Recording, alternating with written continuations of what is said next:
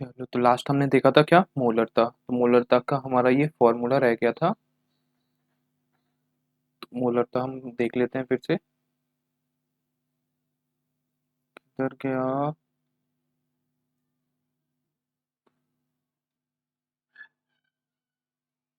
ठीक है। तो क्या थी हमारी मोलरता, जिसे हम एम से शो करते हैं, मोलैरिटी। ठीक है। तो मोलरता क्या थी, किसी मतलब 1 लीटर विलयन में उपस्थित विलेय के मोलों की संख्या को क्या कहते हैं, क्या कहते हैं, मोलरता। तो किसी विलयन के 1 लीटर में उपस्थित विलेय के मोलों की संख्या क्या कहलाती है, मोलरता कहलाती है। ठीक है। तो किसी विलयन के 1 लीटर में उपस्थित विलेय के मोलों की संख्या उस विलयन की क्या कहलाती है, मोलरता कहलाती है। ठीक है। आगे, तो मोलरता का फॉर्मूला क्या होने वाला है हमारा, मोलरता इज इक्वल टू, ऊपर होगा हमारा क्या, विलेय के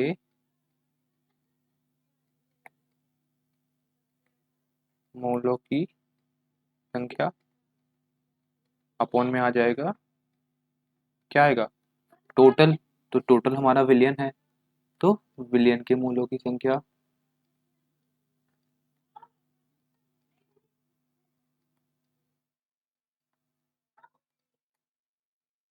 ठीक है। तो ये हमारा मोलरता का फॉर्मूला बनेगा। अब इसको थोड़ा और अच्छे से यदि हम लिखें, सारी वैल्यूज डाल के,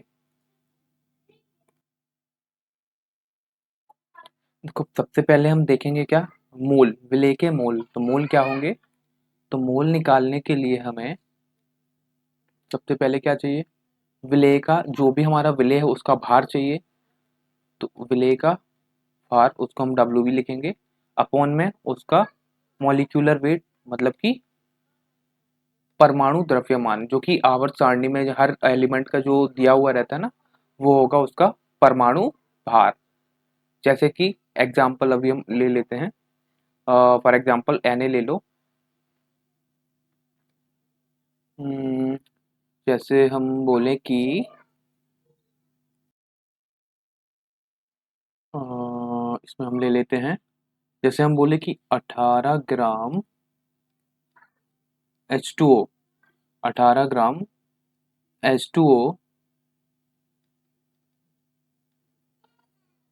मतलब कि ये बोल सकते हैं कि 18 ग्राम में H2O के कितने मोल हैं, 18 ग्राम में H2O के कितने मोल हैं। ठीक है,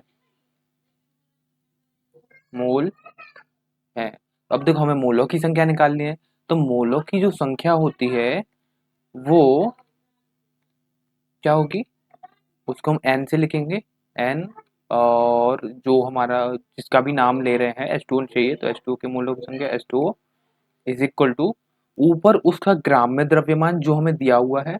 तो ऊपर कितना दिया हुआ है, 18 ग्राम है, तो 18 ग्राम लिखेंगे हम ऊपर, 18 ग्राम। और नीचे क्या आ जाएगा, उसका मॉलिक्यूलर वेट।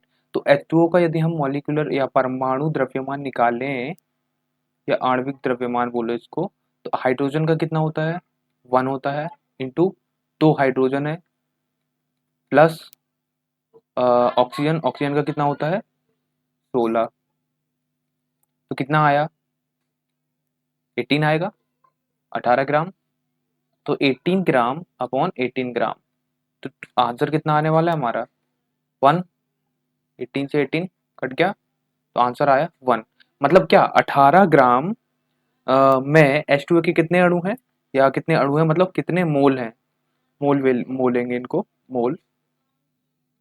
तो 18 ग्राम में H2O के कितने मोल हैं, 1 मोल है, ऐसे निकालना है। अब इसी आधार पर हम क्या करने वाले हैं, मोलरता का जो फॉर्मूला बनाएंगे, तो वो देखते हैं। विलेय के मोलों की संख्या, विलेय के मोलों की संख्या मतलब क्या, Nv अपॉन विलियन के मोलों की संख्या। तो एक चीज है, विलियन के मोलों की संख्या यदि हम निकालें, सॉरी ये गलत लिख दिया, मोलरता की परिभाषा में ये नहीं आएगा, ये यहाँ पर याद रखें, मोलों की संख्या नहीं है, यहाँ पर लीटर में आयतन है। ठीक है, विलियन का लीटर में आयतन। ठीक है, तो एनवी अपॉन क्या, आयतन। आयतन किस में लेंगे, लीटर में लेंगे। ठीक है, तो आगे बढ़ो, या इसको हम वी लिख सकते हैं, आयतन। तो एनवी को हम क्या लिखेंगे, हम्म, तो जो हमारा आयतन था, आयतन को हम हमेशा किस में बदलने वाले हैं, लीटर में। तो ये याद रखना, तो जो हमारा आयतन होगा उसको हमेशा लीटर में बदलना है, और ये विलियन के मोलों की संख्या हो गई। तो एनवी अपॉन आयतन। ठीक है, अब एनवी को हम क्या लिख सकते हैं, मोलों की संख्या है, तो मोलों की संख्या को हम क्या लिखेंगे, जो हमें बाहर दिया हुआ है, अपॉन में मोलिकुलर वेट, एम डब्ल्यू, या एम डब्ल्यू, एम पी लिखेंगे इसको, एम पी अपॉन क्या होगा, आयतन। आयतन मतलब वी, और 1000 से डिवाइड करेंगे, क्योंकि आयतन हमेशा हमें लीटर में लेना है। उनने हो सकता है एमएल में दिया हो, तो यदि लीटर में दिया है तो आपको ये डिवाइड नहीं करना है। ठीक है, अब देखो, डब्ल्यू v upon m molecular weight into में ऊपर क्या चला जाएगा, 1000, और नीचे हमारा आयतन रहेगा वी। ठीक है, तो ये एक फॉर्मूला बन जाएगा इसका। आगे बढ़े, चलिए तो आगे बढ़ते हैं। ये चीज समझ आ गई होगी, ऊपर क्या है, विलेय का भार, और नीचे विलेय का अणु भार, और इंटू विलियन का आयतन जो कि है लीटर में। ठीक है, इसको और क्या लिखें, मोलरता m इज इक्वल टू यहाँ हो जाएगा हमारा क्या, विलेय का भार, विलेय का भार अपॉन में विलेय का अणुभार, इंटू में आ जाएगा क्या, विलियन का आयतन। इसका आयतन, विलियन का आयतन। ठीक है, और जो आयतन है कहाँ है, अपॉन में है ना, तो इसको याद रखना, ये 1 अपॉन होगा विलियन का आयतन लीटर में। ठीक है, आगे बढ़ते हैं। अब बात करते हैं मोलरता। तो मोलरता और मोलरता की बात करें तो दोनों सेम ही होने वाले हैं। ठीक है, इनमें ज़्यादा कुछ डिफरेंस नहीं होने वाला है, क्योंकि बस अंतर कितना आया, वहां पर जो हमने विलियन का जो आयतन लिया था, विलियन का जो आयतन था अपॉन में, वो क्या था, लीटर में था। ठीक है, किसमें था, लीटर में। और अभी जो होने वाला है मोलरता में, तो मोलरता में आपको याद रखना है अकेला किसमें होगा, किलोग्राम में। ठीक है, तो बस इसमें डेफिनेशन भी यदि देखें तो क्या बोलेंगे, किसी विलयन के 1000 ग्राम विलायक में उपस्थित विलेय के मोलों की संख्या को उस विलयन की मोललता कहते हैं। ठीक है, इसमें क्या लिखी हुई है, किसी विलयन की मोललता 1 किलोग्राम विलायक में उपस्थित विलेय के मोलों की संख्या के रूप में परिभाषित की जाती है। हाँ वही है। ठीक है, तो 1 किलोग्राम मतलब क्या, 1000 ग्राम हुआ ना, ज्यादातर आपको 1000 के ग्राम ही लिखा मिलेगा। तो मोललता क्या होगी, किसी विलयन के 1000 ग्राम विलायक में उपस्थित विलेय के मोलों की संख्या को उस विलयन की मोललता कहते हैं। ठीक है, फॉर्मूला आपको दिख रहा होगा कि विलेय के मोल अपॉन में विलायक का किलोग्राम में द्रव्यमान। अब यदि इसका हम फॉर्मूला उसी जैसा बनाएं तो क्या होगा, ऊपर विलेय के मोल हो गए, ये हमारा विलेय हो गया, नीचे विलयन का आयतन हो गया जो कि है किसमें, लीटर में, तो भी हो गया हमारा किसमें, लीटर में। ठीक, ये याद रखना लीटर में होना चाहिए, क्वेश्चन में हो सकता है गलत दे दें कभी कभी, तो उसको आपको वही चेंज करना है कि ग्राम में दिया है तो लीटर में लिखना है उसको। अब देखो एनवी को हम क्या लिख सकते हैं, विलेय का भार जो हमें दिया है अपॉन में विलेय का अणुभार, एम डब्ल्यू, अपॉन में क्या है, आयतन है, आयतन मतलब भी।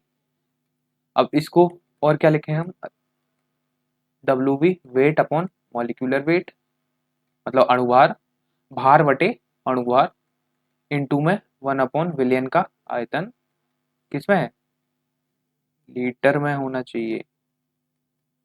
ठीक, इसका एग्जांपल देखें, एक सेकेंड। सी, मोललता। अब यदि आपसे क्वेश्चन में दे दिया जाए कि किसी विलायक या H2O में H2O के नहीं ऐसे नहीं बोलेंगे, किसी विलयन के किसी विलयन के 500 ग्राम में NaCl के NaCl के 10 मोल उपस्थित हैं, 10 मोल हैं, तो विलयन की मोललता निकालिए। देखो यहाँ पर ग्राम में दिया हुआ है, यदि ग्राम में दिया है इसका मतलब क्या है, ग्राम में दिया है इसका मतलब क्या है, मोललता निकलेगी। क्या निकलेगी? मोललता। ठीक है। और यही चीज यदि लीटर में होती मतलब क्या, 500 ml होगी, ml होती तो क्या निकलती, मोलरता। ठीक है। दोनों सेम ही आती है, आंसर सेम आता, लेकिन उनकी जो इकाई है, इकाई में परिवर्तन हो जाता है, इकाई मतलब जो हम निकालने वाले थे इकाई चेंज आती। ठीक है, आगे बढ़े। देखो क्वेश्चन में क्या करना है, मोललता निकालनी है, तो मोललता को स्मॉल m से शो करते हैं। आगे देखो, तो विलेय के मूलों की संख्या, फॉर्मूला क्या है हमारा, विलेय के मूलों की संख्या अपॉन में विलयन का क्या द्रव्यमान होगा, यहाँ पर विलयन का द्रव्यमान। ठीक है, भार है, भार को द्रव्यमान बोलेंगे। तो अब देखो, विलेय के मूलों की संख्या दी है कि नहीं दी है, दी है ना। तो विलेय के मूलों की संख्या कितनी दी है, 10 मोल, ये लिया हमने 10, अपॉन में क्या लेंगे, विलयन का द्रव्यमान। यही चीज हम बताना चाह रहे हैं कि जो विलयन का द्रव्यमान होगा किसमें दिया है, 500 ग्राम दिया है। तो जो 500 ग्राम है, 500 ग्राम हमें चाहिए कितना, 1000 ग्राम बोला ना उसने, या 1 किलोग्राम बोला, तो 500 ग्राम को हम किस में बदल लेंगे, किलोग्राम में। तो किलोग्राम में बदलने के लिए क्या करना पड़ता है, 1000 से भाग देना पड़ेगा। तो 500 बटे 1000, इसको हम डिवाइड करेंगे, कितना आएगा, 1/2 आएगा। ठीक है, तो यहाँ 1/2 रखो या 0.5 रखो, 0.5। ठीक है, तो विलयन का द्रव्यमान कितना आया, विलयन का द्रव्यमान कितना आया, 0.5, 0.5 मतलब आधा केजी ना, 0.5 kg। ऊपर क्या है हमारा, विलेय के मोलों की संख्या, नीचे क्या है, द्रव्यमान। ठीक है, तो 0.5, यहाँ से हमने पॉइंट हटाया, इसको डिवाइड किया, कितने बार गया, 20 बार में, 5 × 5 5 दूनी 10, 0 आया, कितने मोल, मोल नहीं मतलब मोललता। तो मोललता कितनी आई, 20 आई। 20 मतलब क्या, इसकी यूनिट हमें लिखनी है, तो ऊपर क्या थे, विलेय के मोल थे, मोल, अपन में क्या था, विलयन का द्रव्यमान, मोल प्रति केजी। तो मोललता का मतलब क्या, सांद्रता। सांद्रता क्या थी हमारी, कि किसी विलयन में कितना विलेय मिला हुआ है हमारा, वही तो हमारी सांद्रता है ना। तो यहाँ पर यदि हम देखें तो मोल प्रति लीटर, प्रति किलोग्राम। ठीक है, तो प्रति किलोग्राम मतलब क्या, कोई भी हमने विलायक या विलयन लिया, उसका 1 किलोग्राम लिया, उस 1 किलोग्राम में आप जब भी देखोगे तो क्या, 20 मोल ही निकलेंगे। आपने कोई विलयन लिया, ये विलयन हो गया, ठीक है, इसमें से आपने क्या किया, 1 किलोग्राम निकाल लिया। ठीक है, 1 किलोग्राम विलयन निकाला कि नहीं निकाला, जैसे ही आपने एक निकाला तो इसमें एक चीज फिक्स है कि 20 मोल NaCl ही होगा। ठीक है, NaCl का विलयन था ये,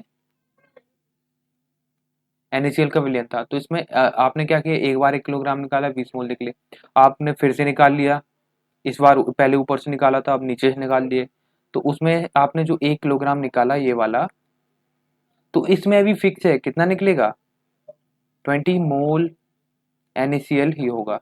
ठीक है, तो सांद्रता का मतलब क्या है, किसी विलयन के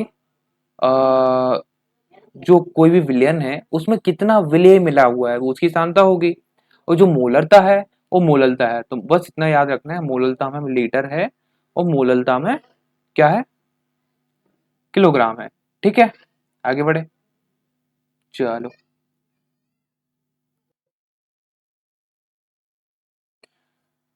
चलो तो नेक्स्ट हमारा टॉपिक है अभी क्या, विलेयता।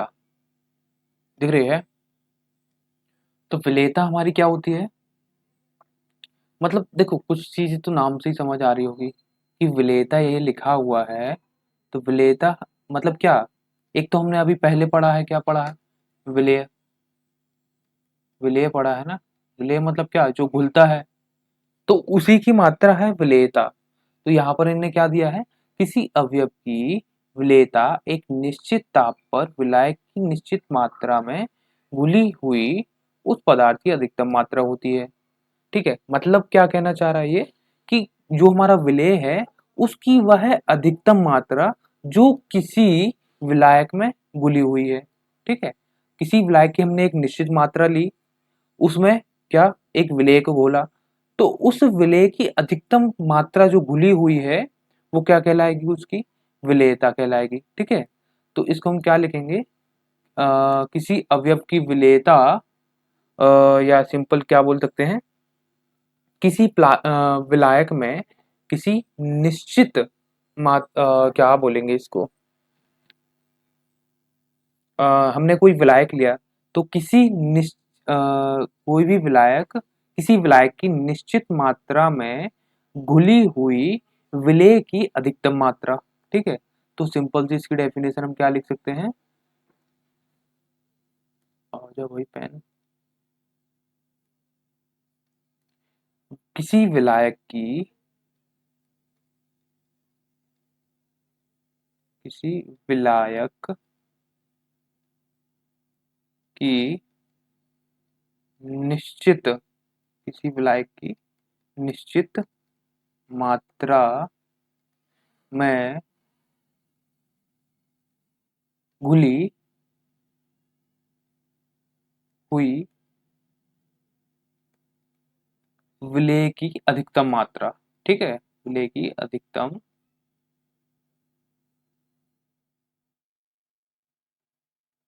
मात्रा उस अवयव या उस विलेय की क्या कहलाती है, विलेयता कहलाएगी। ठीक है, तो इसको क्या बोलेंगे, किसी विलायक की निश्चित मात्रा में घुली हुई विलेय की अधिकतम मात्रा क्या कहलाएगी, उस विलेय की विलेयता कहलाएगी। ठीक है, अब देखो, विलेयता है कोई भी चीज हम कहीं पर घोल रहे हैं, तो घुलने की कुछ कंडीशंस भी होंगी। कभी जल्दी घुलेगा, कोई कम घुलेगा। जैसे आप नमक को पानी में घोल रहे हो, तो नमक को, NaCl को यदि पानी में घोल रहे हो, आप H2O में घोल रहे हो, तो वो जल्दी घुल जाएगा। घुलेगा कि नहीं घुलेगा? वहीं आप, हो सकता है आपने क्या किया, थर्माकोल ले लिया, देखा होगा, थर्माकोल को पानी में घोला, घुलेगा क्या? नहीं घुलेगा। क्यों? क्योंकि अलग अलग है। वही आप थर्माकोल को एसिड में डाल दो, क्या होगा, घुल जाएगा ना, देखेगा ही नहीं किधर गया। तो यही है कि किस चीज को आप किसमें घोल रहे हो, तो उस पे भी डिपेंड करता है। तो इन्होंने क्या दिया है, यह विलेय एवं विलायक की प्रकृति तथा ताप एवं दाब पर निर्भर करता है। ठीक है, तो ताप और दाब की कंडीशन हम अभी आगे देखेंगे। अभी देखो, एक चीज समझ आ गई होगी, विलेय एवं विलायक की प्रकृति। प्रकृति मतलब क्या, ये भी हम आगे देखने वाले हैं। ध्रुवीय प्रकृति होती है और एक अध्रुवीय प्रकृति होती है। ठीक है, आगे बढ़ते हैं। तो विलेयता समझ आई। विलेयता क्या होगी, किसी विलायक की निश्चित मात्रा में विलेय की घुली हुई अधिकतम मात्रा। ठीक है, मतलब हमने एक गिलास पानी लिया, तो पानी एक गिलास क्या हुआ, निश्चित हुआ ना। अब उसमें हम क्या घोल घोल रहे हैं, मान लो नमक या शक्कर घोल दी, तो नमक और शक्कर की जो अधिकतम मात्रा हम उसमें घोल सकते हैं, वो उसकी विलेयता कहलाएगी। ठीक है, जैसे कि हम एग्जाम्पल में यदि और देखें, तो हम जो है शक्कर या नमक को पानी में घोला, ठीक है, तो घुलने पर क्या होगा, घुलता जाएगा, तो एक कंडीशन ऐसी आएगी, घुलना बंद हो जाएगा। तो मैक्सिमम अमाउंट आप नमक का या शक्कर का उस पानी में जो घोल पा रहे हैं, वो उसकी विलेयता होगी। ठीक है, आगे देखते हैं। चलो अब आगे बढ़ते हैं। तो फर्स्ट आपको अभी दिख रहा होगा, ठोसों की द्रव में विलेयता देखने वाले हैं। मतलब क्या, हम ठोस लेने वाले हैं, उसको किसमें मिलाने वाले हैं, द्रव में। ठीक, तो ये एग्जाम्पल आपने देखा होगा, आप करते क्या है, कभी पानी लिया, शक्कर या नमक को हम पानी में घोल रहे हैं, तो हो हुआ क्या, शक्कर या नमक क्या है, ठोस है। तो उस ठोस को आप किसमें घोलने वाले हो, द्रव में घोलने वाले हो। तो ठोसों की द्रव में विलेयता की बात करने वाले हैं हम अभी। ठीक है, तो अब देखें, तो ठोसों की द्रव में जो विलेयता है, यदि हम उसकी बात करें, तो एक चीज़ नोटिस करके रखना कि हर कोई ठोस जो है ना, वो आप घोल नहीं पाओगे पानी में, ठीक है? जैसे आपने मान लो पानी लिया, तो पानी में आपने क्या किया, नमक या शक्कर, ठीक है? नमक या शक्कर को आपने क्या किया, पानी में घोल दिया, तो वो तो घुल जाता है। लेकिन कुछ पदार्थ ऐसे होते हैं जो पानी में नहीं घुलते हैं। फॉर एग्जाम्पल यदि हम देखें तो क्या देखें, अब प्लास्टिक ही ले लो, तो प्लास्टिक को पानी में घोल लोगे, नहीं घुलेगा। थर्माकोल नहीं घुलेगा। तो ऐसे ही केमिस्ट्री के कुछ ये हैं, जैसे आपको दिख रहा होगा नेपथलीन, एंथ्रासीन, तो ये पानी में नहीं घुलेंगे।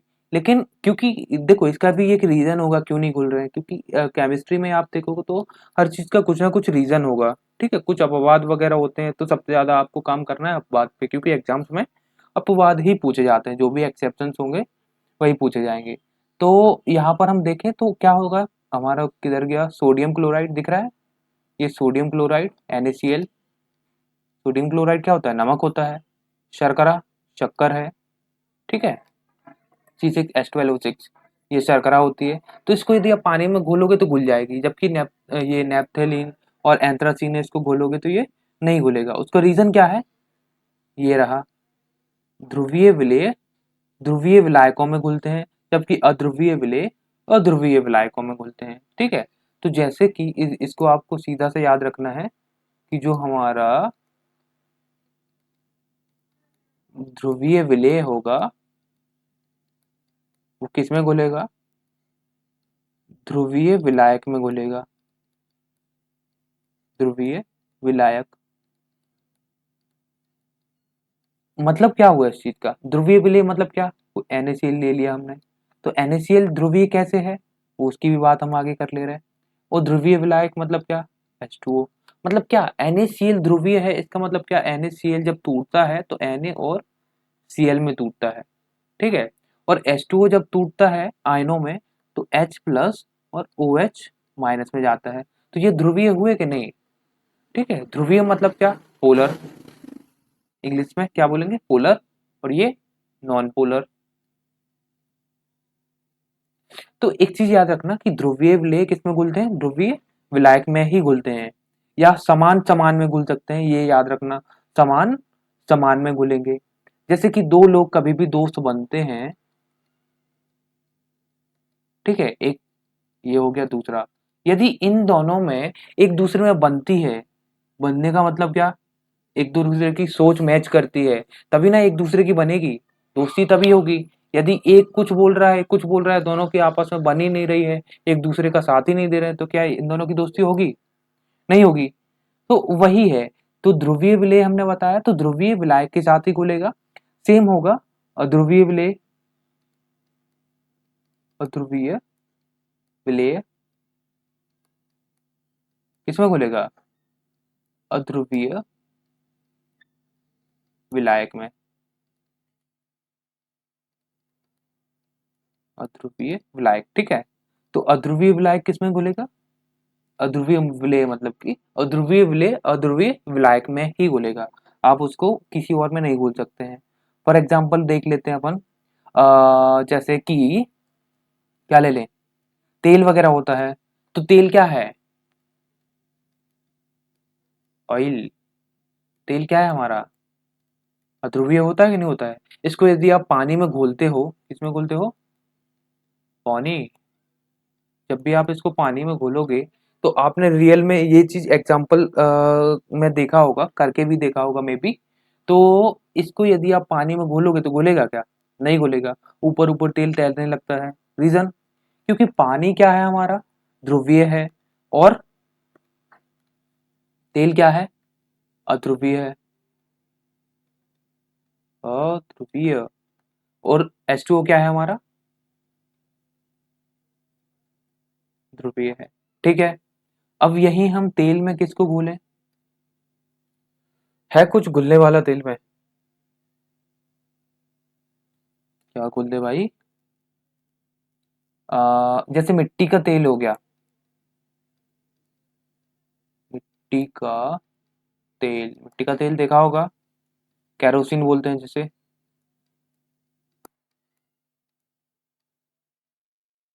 ठीक, कैरोसिन में जब भी हम पेंट वगैरह डालते हैं, पेंट देखा होगा, जो कि वार्निश बोलते हैं, जिसे हम गेट वगैरह पर कलर करते हैं, उसको यदि आप पानी में घोलोगे तो घुलेगा क्या?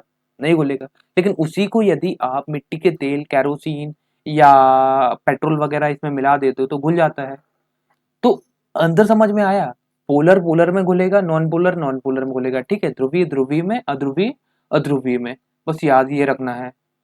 ठीक, हमारे हिसाब से तो समझ आ गया होगा, आगे बढ़ते हैं बाकी। अब देखो, विलेयता को प्रभावित करने वाले कारक, मतलब क्या हुआ कि जो हम किसी भी चीज में, हमारे विलायक में जो हम विलेय को घोल रहे हैं, उसको प्रभावित करने वाले कारक इन द सेंस, जैसे हमने ये एक कंटेनर लिया, ठीक है, अब इस कंटेनर में यदि हम कुछ घोल रहे हैं, ठीक, वो घोल रहे हैं कि मतलब जबरदस्ती घोल रहे हैं, कुछ कंडीशंस होती है ना, कुछ काम जबरदस्ती करते हैं। तो अब इसमें जैसे कि पोलर पोलर में घुलेगा, नॉन पोलर नॉन पोलर में घुलेगा, लेकिन कुछ चीजें होती हैं जो घुलती नहीं है।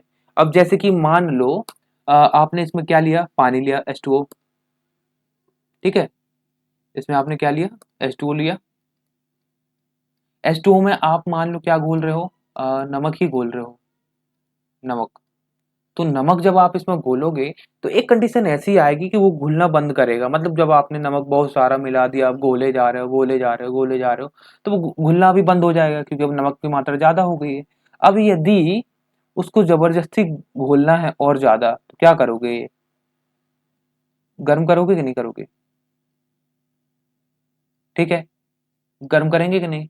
अब जब इसको गर्म करेंगे तो सीधी सी बात है, नमक और घुलना चालू हो जाएगा, होगा कि नहीं होगा? तो ये इस तरीके से। तो पहला जो हमारा है यहाँ पर, फर्स्ट क्या है, ताप का प्रभाव। तो ताप का प्रभाव यदि हम देखें तो क्या है, ऊष्मा शोषी हो तो ताप बढ़ने पर विलेयता बढ़ती है। मतलब क्या, कोई भी अभिक्रिया यदि ऊष्मा शोषी है तो ताप बढ़ाने पर विलेयता बढ़ती है। फॉर एग्जाम्पल ये रहा हमारा, ये क्या है, ऊष्मा शोषी अभिक्रिया है ना। ऊष्मा शोषी का मतलब क्या, एक सेकंड बता देते हैं हम।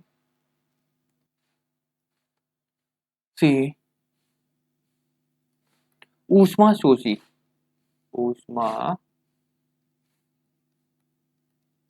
शोषी, ऊष्मा शोषी अभिक्रियाएं क्या होती हैं, वे अभिक्रियाएं जिनमें ऊष्मा का अवशोषण होता है। समझ रहे हैं, ऊष्मा का अवशोषण होता है, कोई भी अभिक्रिया हम करवा रहे हैं, उसको हमें क्या अलग से ऊर्जा देनी पड़ रही है, तब जाके ऊष्मा मतलब हमारा काम हो रहा है। फॉर एग्जाम्पल मान लो आप बाइक चला रहे हो, तो बाइक ऑटोमेटिक तो चलेगी नहीं, उसको क्या करना पड़ रहा है, आपको पेट्रोल देके उसमें जनरेट करनी पड़ रही है ना इलेक्ट्रिसिटी। तो ऊष्मा शोषी अभिक्रिया हुई कि नहीं, क्योंकि उसको ऊष्मा देनी पड़ रही है। ठीक है, आपकी बॉडी है, आपकी बॉडी में हो क्या रहा है, आपने खाना खाया, खाना खाया मतलब एनर्जी दी ना, तो एनर्जी दोगे तो वो क्या है, एनर्जी देना मतलब क्या, ऊष्मा शोषी हुई कि नहीं हुई? तो वे अभिक्रियाएं जिनमें ऊर्जा का अवशोषण होता है वो क्या होती है, ऊष्मा शोषी अभिक्रियाएं होती हैं। ठीक है, फिर आती है नेक्स्ट ऊष्मा छेपी। अब है हमारी क्या, ऊष्माक्षेपीय अभिक्रिया। तो ऊष्माक्षेपीय अभिक्रिया हम देखें तो अब तो ऊष्माशोषी से समझ आ गया होगा, क्या था, ऊष्माक्षेपी, ऊष्मा छेपी, ऊष्माक्षेपी जस्ट अपोजिट है ऊष्माशोषी की। तो ऊष्माक्षेपी में क्या हो रहा है, वे अभिक्रियाएं जिसमें ऊष्मा का अवशोषण हो रहा है। और ऊष्माक्षेपी मतलब क्या, वे अभिक्रियाएं जिसमें ऊष्मा का क्या हो रहा है, उत्सर्जन। उत्सर्जन मतलब क्या, वे अभिक्रियाएं जिनमें ऊष्मा निकलती है वो क्या कहलाती है, ऊष्मा छेपी अभिक्रिया कहलाएंगी। ठीक है, फॉर एग्जाम्पल यदि आप देखें तो कभी भी देखा होगा, जो बिना बुझा चूना होता है कैल्शियम कार्बोनेट, उसको आप जब भी पानी में मिलाते हो तो होता क्या है, रियल में देखा होगा, जो कलई होती है, कलई बोलते हैं, तो उसको यदि आप पानी में जब भी मिलाओगे तो क्या होगा, उसको जैसे आप डालोगे तो कुछ टाइम बाद एकदम अपने आप उबलने लग जाता है, एकदम गर्म हो जाता है और हीट निकलने लगती है उससे वाष्प के फॉर्म में। तो उसमें होता क्या है, वो एक ऊष्माक्षेपी अभिक्रिया है। ठीक है, तो समझ आया। दो टाइप की अभिक्रियाएं होती हैं, एक ऊष्माशोषी, एक ऊष्माक्षेपी। ऊष्माशोषी अभिक्रिया ज्यादातर मैक्सिमम जो भी आप कर रहे हो, जो भी अभिक्रियाएं करवा रहे हो घर में, तो पानी में आपने कुछ मिला दिया, सब्जी बना रहे हो तो सब्जी बनाने में होता क्या है, सब कुछ सामान डाल दिया, गैस चालू कर दिया, अब उसको ऊष्मा देनी पड़ रही है ना, अपने आप तो अभिक्रिया हो नहीं रही है। तो उसमें होगा क्या, ऊष्मा शोषी अभिक्रिया हुई। नेक्स्ट है हमारी ऊष्मा छेपी। तो ऊष्मा छेपी में आपको क्या दिख रहा है, ऊष्मा का उत्सर्जन हो रहा है। फॉर एग्जाम्पल कलई वाला आपको बता ही दिया। ठीक है, अब वापस आते हैं, ताप का प्रभाव समझ आ गया होगा। तो ताप जब बढ़ाएंगे, ठीक है, तो ताप जब बढ़ाएंगे, आपने नमक को पानी में मिलाया, अब घुलेगा नहीं तो फिर क्या करोगे, उसको गर्म करना पड़ेगा, गर्म करोगे तो घुलना चालू हो जाएगा। फिर आगे क्या है, ऊष्माक्षेपी अभिक्रिया में विलेयता कम होनी चाहिए, मतलब क्या, इसको सीधा लिखेंगे, ऊष्माक्षेपी अभिक्रियाओं में ताप बढ़ाने पर, ताप बढ़ाने पर क्या होगा, विलेयता कम होगी। तो इसको सीधा लिख लेना ताप के प्रभाव में आप, कि ऊष्माक्षेपी अभिक्रियाओं के लिए ताप बढ़ाने पर विलेयता बढ़ती है, जबकि ऊष्माक्षेपी अभिक्रियाओं में ताप बढ़ाने पर विलेयता घटती है। ठीक है, नेक्स्ट आते हैं दाब का प्रभाव। तो दाब के प्रभाव की बात करें तो इसमें भी आप सिंपल लिख लेना, क्या लिखेंगे, दाब बढ़ाने पर, दाब बढ़ाने पर क्या होगा, विलेयता बढ़ेगी। ठीक है, दाब बढ़ाने पर विलेयता क्या होगी, बढ़ेगी ना। इमेजिन कर सकते हो उस चीज को, आपने कोई भी कंटेनर लिया, उसमें नमक ये आपका जो H2O है। हाँ, एक सीधा सा अच्छा सा एग्जांपल है, कौन सा एग्जांपल है, फिश टैंक तो देखा ही होगा। फिश टैंक क्या है, इस टाइप का देख लो, ये मान लो फिश टैंक हो गया जिसमें मछली है कि नहीं है मछली, नहीं है, ये रही मछली, ये मछली हो गई। अब इसमें देखो एक पंप डला हुआ रहता है, देखा है कि नहीं देखा, नहीं देखा हो तो अभी देख लो। ये मान लो एक पंप होगा, यहाँ से एयर निकलेगी, ऊपर से आएगी। ठीक है, तो ऊपर से क्या हो रहा है, एयर जा रही है, पंप खींच रहा है, वो नीचे यहाँ से बबल्स के फॉर्म में एयर निकाल दे रहा है। तो उसमें होगा क्या, जो देखो एक हिसाब से देखोगे तो दाब बढ़ ही रहा है ना। ठीक है, तो जब भी हमें दाब बढ़ा, एयर को, ऑक्सीजन को पानी में मिक्स करनी होती है, तो क्या करेंगे, ऊपर से दाब बढ़ा देंगे। दाब बढ़ा देंगे मतलब क्या, ऑक्सीजन भर के ऊपर से प्रेशर बढ़ा दो, प्रेशर बढ़ा दोगे तो क्या होगा, बढ़ जाएगा ना। तो यही कहना चाह रहे हैं कि विलेयता जो है दाब बढ़ाने पर बढ़ती है। ठीक है, आगे नेक्स्ट है हमारा विलेय और विलायक की प्रकृति। तो ये तो बता दिया कि ध्रुवीय ध्रुवीय घुलता है, जबकि अध्रुवीय अध्रुवीय में घुलता है, तो दो कारक ये हो जाएंगे। नेक्स्ट है क्या, विलेय के कणों का आकार। अब विलेय के कणों के आकार की बात करेंगे तो सीधी सी बात है, मान लो आप किसी चौक पाउडर को, ठीक है, पानी में घोल रहे हैं, तो क्या होगा, घुलेगा कि नहीं घुलेगा, घुलेगा। बट डिपेंड करता है कि आपने उसको कितना बारीक पीसा हुआ है कि नहीं है। तो विलेय के कणों के आकार मतलब क्या, आपने चौक पाउडर लिया, ठीक है, चौक पाउडर को आप पानी में घोल रहे हो, जितना छोटा उसको पीस दोगे और मिक्स करोगे तो लगभग मिक्स हो जाएगा। और यदि कण उसके बड़े बड़े रहेंगे तो क्या होगा, मिक्स होगा क्या, नहीं होगा। तो वही है, इन्होंने क्या दिया है, किसी क्रिस्टलीय ठोस के छोटे कण बड़े कणों की अपेक्षाकृत जल्दी घुलते हैं। तो इसको तो इतना कठिन लिखने की जरूरत नहीं है, सीधा लिखो कि विलेय के कणों का आकार छोटा होने पर आसानी से घुल जाते हैं। ठीक है, जबकि विलेय के कणों का आकार बड़े होने पर वो आसानी से नहीं घुलते हैं। ठीक है, अब नेक्स्ट है हमारा क्या, सम आयन प्रभाव। इन्होंने क्या दिया है, विलयन में सम आयन की उपस्थिति में साधारणतः अल्प विलेय लवणों की विलेयता घट जाती है। सम आयन प्रभाव ये हम आगे पढ़ेंगे तो समझ आ जाएगा। ठीक है, आगे बढ़ते हैं। अब बात करते हैं गैसों की द्रव में विलेयता। अभी हमने क्या देखा, द्रव की द्रवी देखा था, ठोसों को देखा था, ठोसों की द्रव में विलेयता देखी अभी हमने। ठीक है, ठोस को हम किस में घोल रहे थे, द्रव में घोल रहे थे। अब हम क्या कर रहे हैं, गैसों को द्रव में घोल रहे हैं, समझ आ रहा है। अभी हमने ठोस को द्रव में घोला, अब किसको किस में घोलने वाले हैं, गैस को द्रव में घोलने वाले हैं। तो गैस को हम द्रव में जब घोलेंगे, इसको गैस को, गैस को किस में घोलने वाले हैं, द्रव में। ठीक है, तो अब देखते हैं। अब एक चीज सीधी सीधी बात समझ लो, एक आपने क्या किया, एक मान लो ये कंटेनर दिख रहा है, आपने एक कंटेनर लिया, ये पहला कंटेनर, और एक है दूसरा कंटेनर, दोनों दिख रहे होंगे, ये पहला, ये दूसरा। ठीक है, तो पहले में आपने क्या किया, यहां पर नीचे द्रव भर दिया। अब इस द्रव को आपने भर दिया, तो द्रव के ऊपर आप देखोगे, ऊपर आपने गैस भर दी। ठीक है, अब ऊपर गैस भर दी, नीचे द्रव है। अब ऊपर आपने पहले कम वजन रखा हुआ था, तो गैस मान लो थोड़ी बहुत गुली थी। अब आपने क्या किया कि इस पिस्टन में ऊपर से और वजन रख दिया और उसको दबा दिया एकदम। जब दबाओगे तो सीधी सी बात है, जो हमारे H2O है, मतलब गैस के गैस बोल रहे हैं, द्रव के जो अणु हैं, पानी के बीच में जहां जहां जगह होगी H2O के अणुओं के बीच में, वहां पर ये जो गैस के अणु है उसमें जाके मिक्स हो जाएंगे। एग्जाम्पल एक आपने देखा होगा, कौन सा देखा होगा, हमारे वो जो रहते हैं ना, क्या बोलते हैं उनको, आ गया माउस हमारा, सी, क्या बोलते हैं, कोको कोला, कोको कोला। ठीक है, स्प्राइट हो गया। तो इनको जब भी आप ढक्कन खोलते हो, तो ढक्कन खोलने पर क्या होता है, गैस निकलती है कि नहीं निकलती है, निकलती है। तो मान लो ये आपका कोको कोला की बोतल हुई, ऐसी रहती ना, कोई नहीं, नई बन गई, ये कोको कोला की बोतल हुई।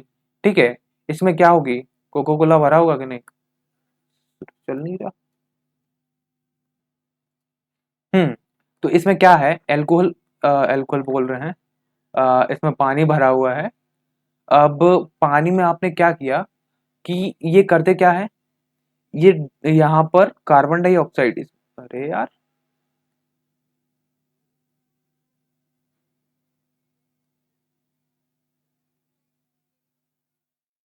सी, ये आपकी बोतल है। ठीक, इस बोतल में आपने क्या किया,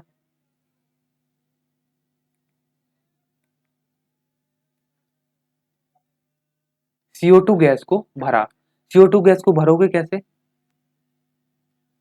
CO2 गैस जो है हाई प्रेशर पे भरी जाती है, मतलब क्या, जबरदस्ती, जैसे कोई बलून लिया आपने। ठीक है, तो बलून आप जब इसमें हवा भर रहे हो, तो इसमें हवा भरी कैसे जा रही है, आप यहाँ से फूक रहे हो ना, मतलब क्या, आपके मुंह में जो दाब है गैस का वो ज्यादा है, और बलून के अंदर नहीं है। आप जैसे जैसे उसको फूकते जा रहे हो, बढ़ता जा रहा है कि नहीं है।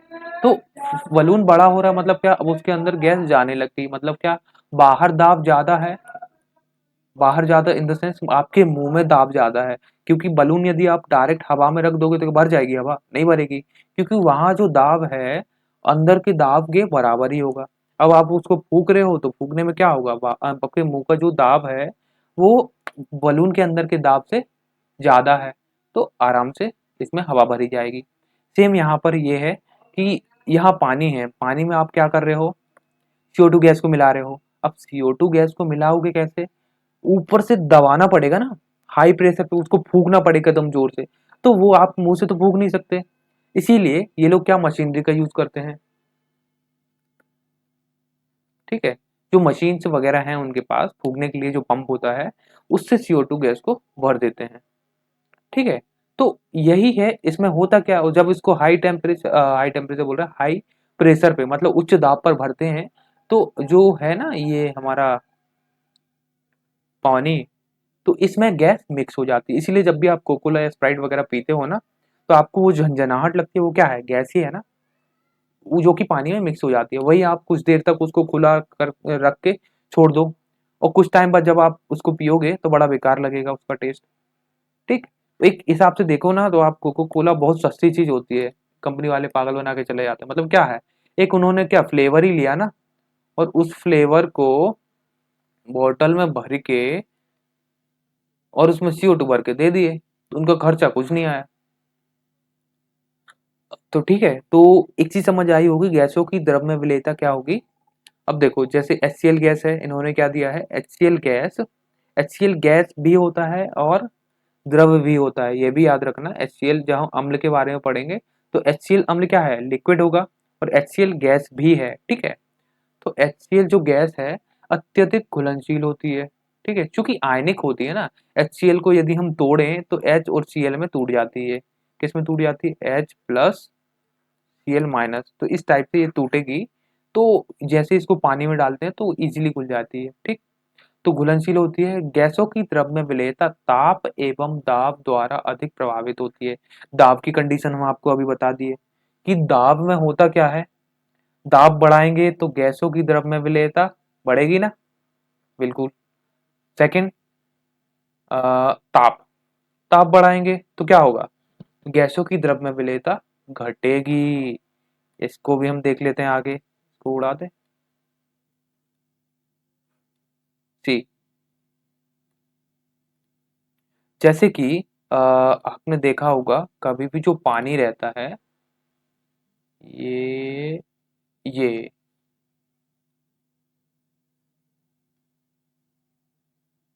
सी, ये आपका कोई कंटेनर रहा,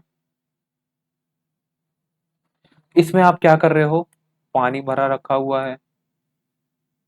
इस पानी को आपने क्या किया, गैस पर रख दिया और गर्म कर दिया। तो जब आप इसको गर्म करते हो तो गर्म करने के टाइम पर क्या होता है,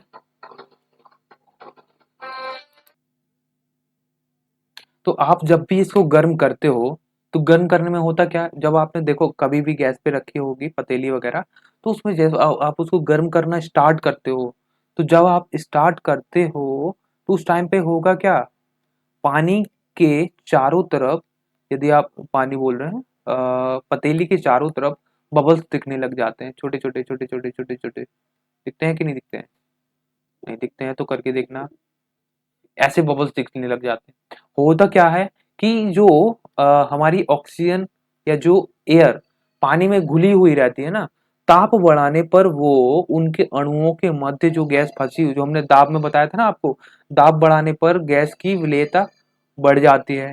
ठीक है, अब जैसे उसको गर्म करोगे, गर्म करने पर क्या होगा, विलेयता घट जाएगी। घट जाएगी मतलब क्या, जो भी गैस उसमें घुली हुई थी वो क्या होगी, बाहर निकल जाएगी। बाहर निकलेगी, ये बबल्स आए, और गैस जब उबल जाता है ना, तो उबलने के बाद होगा क्या, सारी गैस इससे निकल गई, ऑक्सीजन, और बचा क्या, सिर्फ पानी बचा, इसमें जो घुली हुई ऑक्सीजन नहीं बची है, या बची होगी थोड़ी बहुत बची होगी।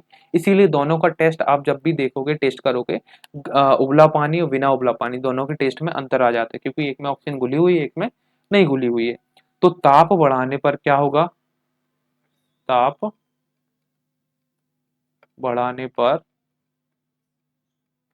गैसों की द्रव में विलेयता क्या होगी, घट जाती है। ठीक है, ये आपका एक पॉइंट हो गया। दूसरा क्या, एक था दाब, दाब को लिख लेना, दाब बढ़ाने पर गैसों की द्रव में विलेयता क्या होगी, विलेयता घटेगी या बढ़ेगी, विलेयता बढ़ जाती है। Example, Coca Cola. ठीक है, और यहाँ पर एग्जाम्पल देखें तो पानी को गर्म करना, या आपने देखा होगा कभी कभी आप गिलास वगैरह में पानी पी रहे होते हैं, उसको वहीं रखा हुआ छोड़ देते हैं, तो कुछ टाइम बाद 2-4 घंटे बाद आप देखते हैं उसके चारों ओर बबल्स जमा हो जाते हैं। होता क्या है, वो घुली हुई जो गैस है ऑक्सीजन है, उससे बाहर निकलने लगती है, क्योंकि जब पानी बाहर रखा हुआ रहता है तो उसके चारों तरफ जो टेम्परेचर है ज़्यादा होता है गर्मियों के टाइम पे, तो उसमें जो घुली हुई गैस है बाहर निकलने लगती है। ठीक है, तो क्या होगा, गर्म पानी। ठीक है, ये आप लोग लिख लेना दोनों पॉइंट। नेक्स्ट आगे देखते हैं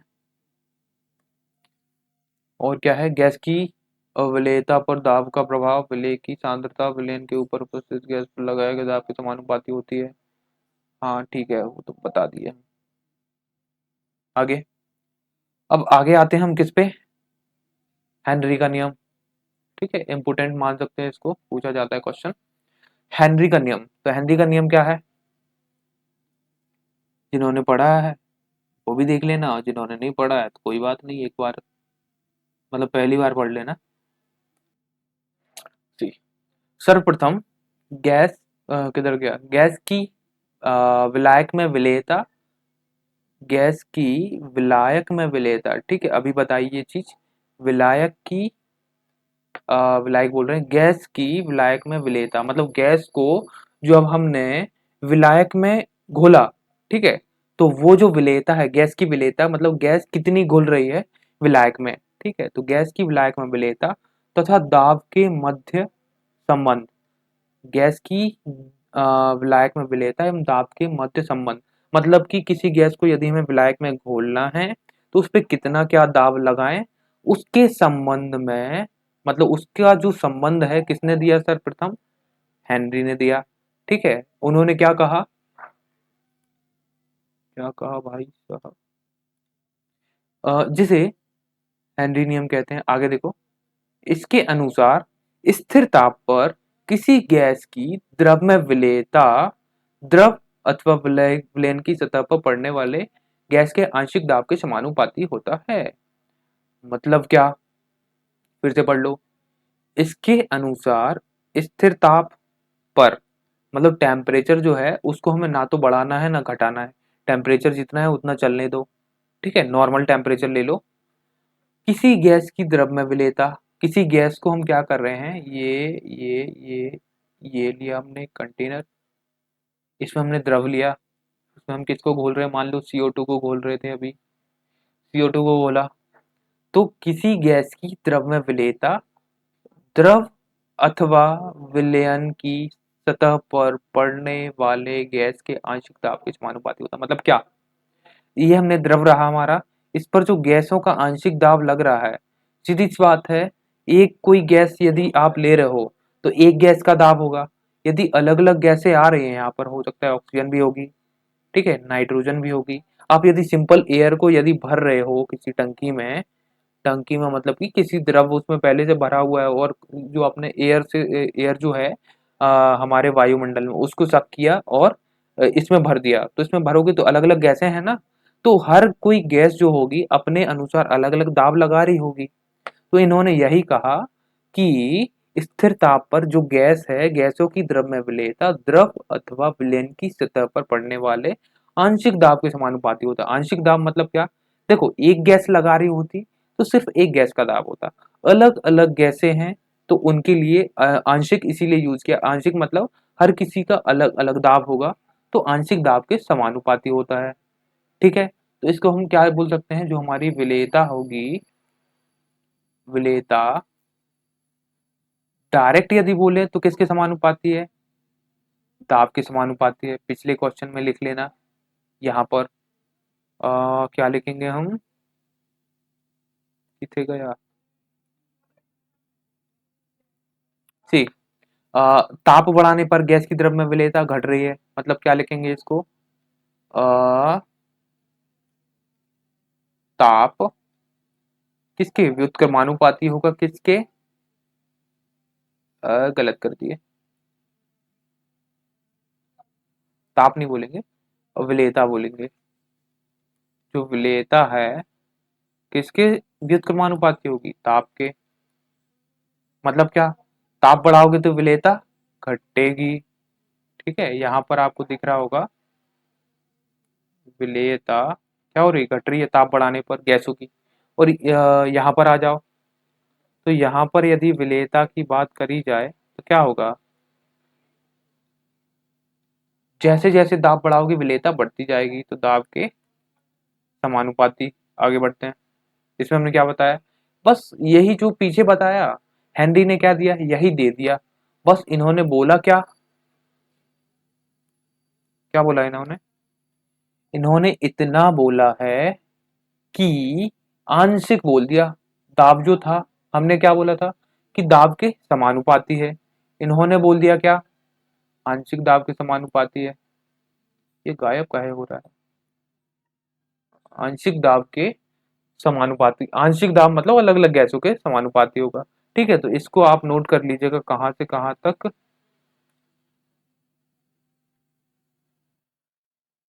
सी, आपको नोट करना है इसके अनुसार, इसके अनुसार मतलब क्या, हेनरी के नियम अनुसार स्थिर ताप दाब पर गैसों की द्रव्य विलेयता द्रव अथवा विलयन की सतह पर पड़ने वाले गैस के आंशिक दाब के समानुपाती होता है।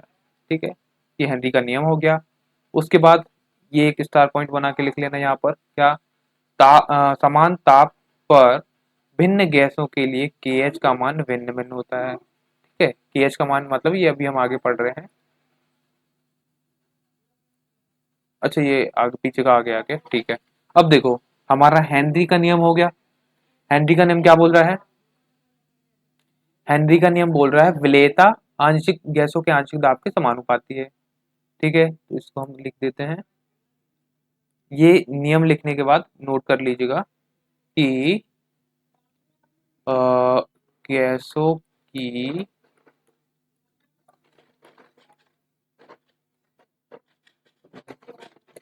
द्रव में विलेयता समानुपाती है किसके, गैसों के आंशिक दाब के। ठीक है, गैसों के आंशिक दाब के समानुपाती होगा। ठीक है, गैसों के आंशिक दाब के बराबर होगा, किसी विलयन की बात कर रहे हैं। ठीक है, विलयन में आगे देखते हैं। डाल्टन, डाल्टन, तो अब आते हैं हम किस पे, डाल्टन के सिद्धांत पर। तो डाल्टन ने क्या कहा, किसी विलयन में गैस का मूल अंश, ठीक है, इन्होंने क्या यूज कर लिया, मूल अंश विलेयता की जगह पर। तो किसी किसी विलयन में गैसों का मूल अंश, हम्म, किसी विलयन में गैसों का मूल अंश उस विलयन के ऊपर उपस्थित गैसों के आंशिक दाब के समानुपाती होता है। मूल अंश हम पढ़ चुके हैं, तो इन्होंने क्या बोला, गैसों का मूल अंश, कितनी गैस है उस गैस के मोल निकालो, उसके कितने अंश जो हैं विलयन में घुले हुए हैं। ठीक है, तो जो मोल अंश जो घुल रहे हैं गैस में, वो किसके समानुपाती होगा, गैसों के आंशिक ताप। मतलब इन्होंने कुछ अलग नहीं बताया है, वही जो उन्होंने बोला ना हेनरी ने, वही लगभग सेम बोल दिया कि जो हमारा क्या है, अजीब सा क्यों दिख रहा है, तो जो दाब है, दाब, दाब के समानुपाती किसके समानुपाती है, मूल अंश के, या मूल अंश जो है दाब के समानुपाती है। ठीक है, मूल अंश जो है दाब के समानुपाती है। तो किसी गैस के मूल अंश किधर गया, विलयन के ऊपर उपस्थित गैस के आंशिक दाब के समानुपाती होता है। ठीक, यदि आप किसी गैस का जो दाब लगा रहे हो उसमें अलग अलग गैसें होंगी, तो अलग अलग गैसों के द्वारा अलग अलग आंशिक दाब लग रहा होगा, तो उसी हिसाब से उनके मूलांश उसमें घुलेंगे। ठीक है, आगे, ये इसका ग्राफ रहा। ठीक, ये इसकी अभी जरूरत नहीं है, आगे देखते हैं। अब देखो सीमाएं, किसकी सीमाएं, डाल्टन के सिद्धांत की। तो उच्च ताप व निम्न दाब पर ही लागू होता है। ठीक है, फर्स्ट पॉइंट, उच्च ताप एवं निम्न दाब पर ही लागू होता है। नेक्स्ट है, विलयन में विलेय का संगुणन और वियोजन। संगुणन मतलब क्या, अणु जुड़ते जा रहे हैं, अणु जुड़ते जा रहे हैं मतलब क्या, आप उसको एक साथ जोड़ते जा रहे हो, इकट्ठा करते जा रहे हो, तो ये संगुणन हो गया। वियोजन मतलब अलग अलग हो रहे हैं, तो संगुणन और वियोजन नहीं होना चाहिए। ठीक है, विलयन में यदि आपने जो विलय लिया उस विलय का संगुणन या वियोजन नहीं होना चाहिए। ठीक है, आगे, गैस की विलायक से रासायनिक क्रिया नहीं होनी चाहिए। मतलब क्या, ये आपका कंटेनर रहा, इसमें आपने कुछ भी डाला, कुछ भी मतलब क्या, मान लो चॉक पाउडर डाल दिया,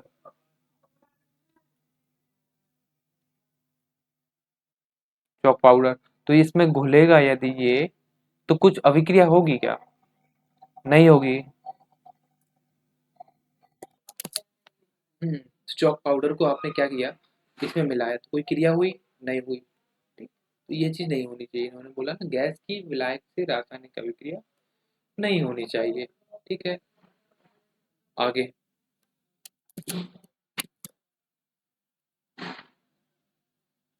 ये हमारे पास एक क्वेश्चन रहा, इसको सॉल्व करते हैं।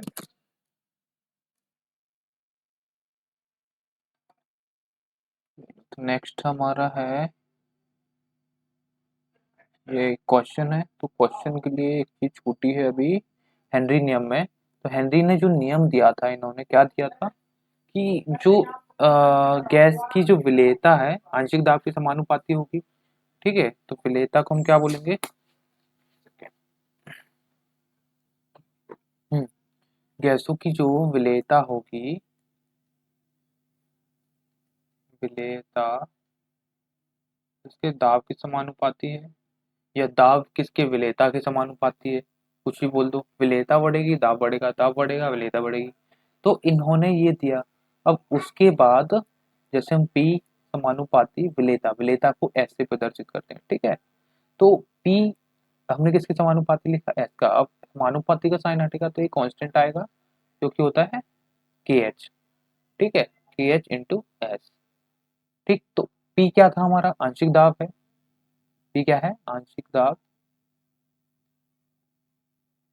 आंशिक दाब बराबर के एच इंटू विलेयता।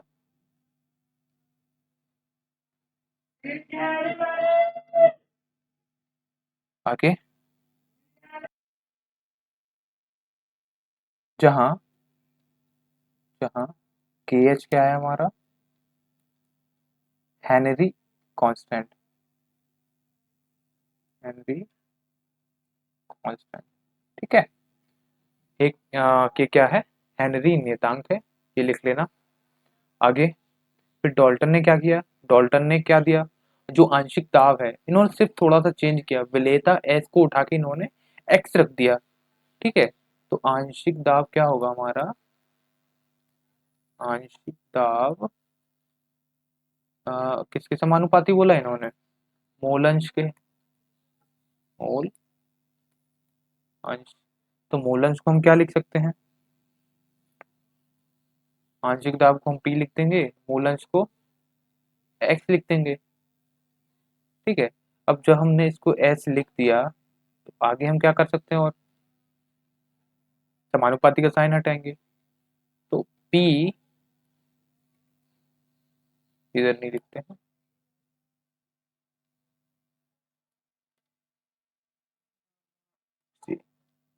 पी को हम क्या लिख सकते हैं, पी बराबर के एच और एक्स। एच आपको पता है क्या है, तो ये आपका एक फॉर्मूला बन गया, ऊपर दिख रहा होगा लिखा हुआ है। अब आगे बढ़ते हैं।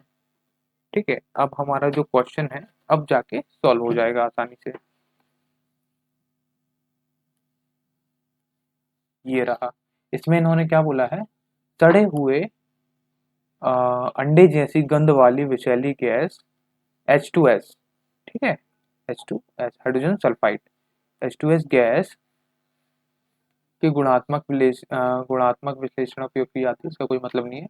यदि H2S गैस की जल में STP मतलब क्या, standard temperature pressure, standard temperature pressure मतलब जो नॉर्मल कंडीशन में जो होता है वो स्टैंडर्ड जो लिया जाता है, विलेयता कितनी है 0.95 मोल हो, मोल नहीं है, मोलरता होगी। मोलरता हो तो हेनरी स्थिरांक की गणना कीजिए। ठीक है, विलेयता हमें पता है, मोलरता हमें इन्होंने दे दी। अब हमें करना क्या है, हेनरी स्थिरांक निकालना है। तो नॉर्मल टेम्परेचर प्रेशर तो 1 atm लेते हैं ज्यादातर। ठीक, तो इसको सॉल्व करते हैं। सी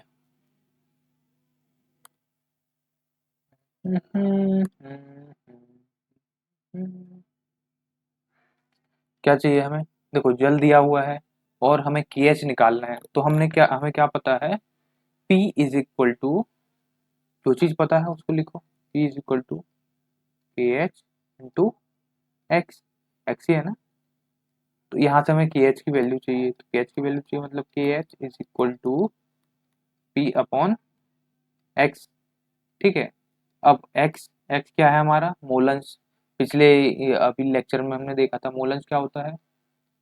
मोलंस जो है विलेय के मोलों की संख्या अपॉन में विलयन के मोलों की संख्या। तो एन H2S ले लो, H2O नहीं, H2S। ठीक है, H2S लिया अपॉन में N H2S plus N H2O। मतलब क्या, एक जो विलयन बना है, विलयन में घुला क्या है, H2S गैस घुली है। ठीक है, विलयन मतलब जो हमारा एक विलयन बना है जिसमें एक विलेय है एक विलायक है। तो विलेय है H2S, विलायक है जल। ठीक है, तो विलेय के मूलों की संख्या अपॉन में विलयन के मूलों की संख्या, तो नीचे विलयन बन गया। अब हमें इसके लिए चाहिए क्या क्या है, विलेय के मोल चाहिए, विलायक के और विलायक के मोल चाहिए। ठीक है, अब मोल निकाले कैसे, तो वो भी देखते हैं आगे। देखो, विलेय के मोल, विलेय मतलब क्या, H2S। तो विलेय का भार चाहिए हमें पहले, अपॉन में क्या चाहिए, परमाणु द्रव्यमान, मॉलिक्यूलर वेट। मॉलिक्यूल मतलब आणविक द्रव्यमान, परमाणविक द्रव्यमान कुछ ही बोल दो, आणविक, ये लिखे ना, आणविक द्रव्यमान। ठीक है, आगे देखो, विलेय का भार और विलेय का अणुभार। अब हमें मोलरता दी है, मोलरता मतलब क्या होती है, मोल प्रति लीटर। ठीक है, हम्म, विलेय के मोल, तो आपने देखा होगा मोलरता क्या होती है, मोल प्रति लीटर होती है ना, मोल प्रति लीटर। तो मतलब क्या, 1 लीटर में ऑलरेडी घुले हुए हैं कितने मोल, 0.195 दिख रहा है। तो 0.195 मोल घुले हुए हैं।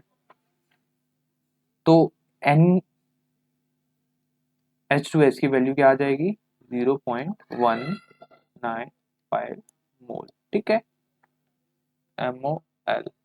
अब आते हैं किस पे, H2O के मोलों की संख्या। ठीक है, तो ये मोल आ गए। अब हमें चाहिए किसके, H2O के मोल।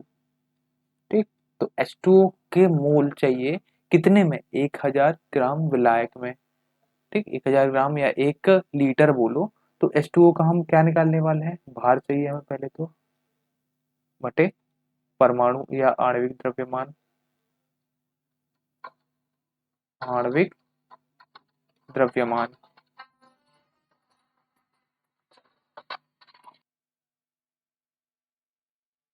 आणविक द्रव्यमान, ठीक है, तो भार हम ले लेते कितना, 1 लीटर।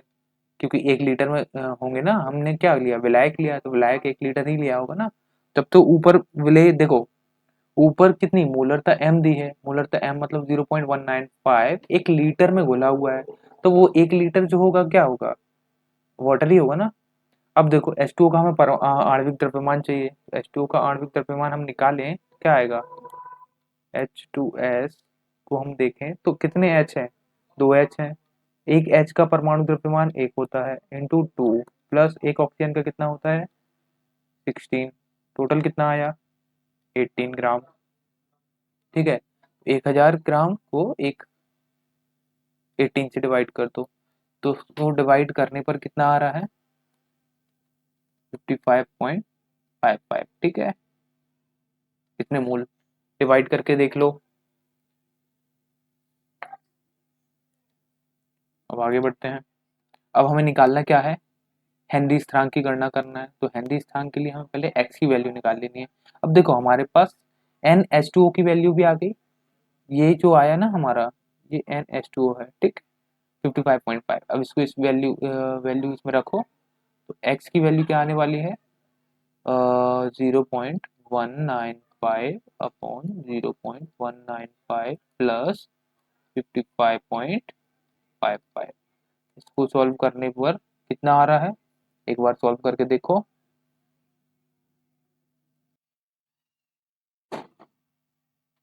हुआ solve?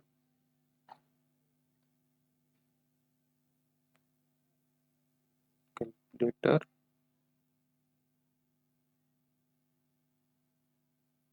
x is equal to 0.195 plus 55.55। ठीक है, ये आया 55.745, 0.195 डिवाइडेड बाय 55, 0.35 समथिंग कुछ आ रहा है। ठीक है, तो ये आपका आंसर हो जाएगा 0.0035। ठीक, ये आपका क्या आया, एक्स आया। अब के एच की वैल्यू हमें निकालनी है, तो के एच की वैल्यू निकालने के लिए क्या करना पड़ेगा, के एच इज इक्वल टू, दाब ऊपर दाब रखना है और नीचे क्या नीचे नहीं रखना, हाँ नीचे एक्स रखना है, पी अपॉन एक्स है ना, तो ऊपर दाब नीचे एक्स, तो दाब हमें कितना रखना है, हम्म,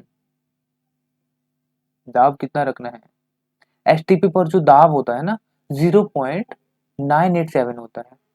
ठीक है, तो दाब क्या होगा, 0.987, ये पता होना चाहिए। तो इसको लिख लेना, एस टी डी पर, एस टी डी मतलब standard temperature and pressure, standard temperature pressure पर दाब कितना होता है, 0.987, अपॉन में आएगा क्या, 0.0035। अब इसको सॉल्व करो, कितना आता है,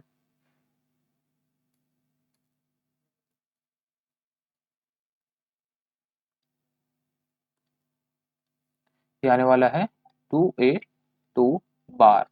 ठीक है, बार मतलब क्या, दाब की इकाई है ये। ठीक, आगे बढ़ते हैं।